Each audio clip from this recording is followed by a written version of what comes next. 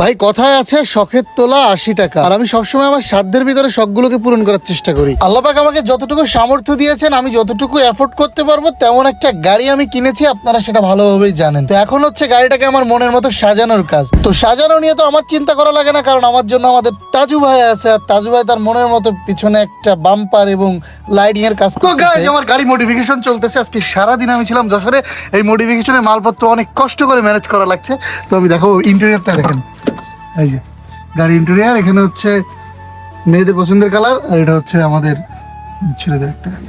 আর আমার গাড়ির সামনের সাইডটা দেখার পরে রাত্রে না দেখালে বুঝবেন না, এটা হচ্ছে আমার মিনি ল্যাম্বরগিনি। তো এই হচ্ছে আমার ল্যাম্বরগিনি বলেন আর সুপ্রা বলেন, এটার ফাইনাল আউটলুক। আশা করি আপনাদের সকলের পছন্দ হবে। আসলে বিষয়টা হচ্ছে নিজেদের পার্সোনাল ভাই ব্রাদার যদি গাড়ির ইঞ্জিনিয়ার হয় তাহলে গাড়ির অবস্থা কি হইতে পারে সেটা তো বুঝতেই পারতেছেন। এইগুলো সবই তাজু ভাইয়ের আইডিয়া। তো যাই হোক, এই ছিল আজকের ভিডিও। কেমন লাগতেছে আমার গাড়ির ফাইনাল লুক অবশ্যই কমেন্টে জানাবেন। Thank you.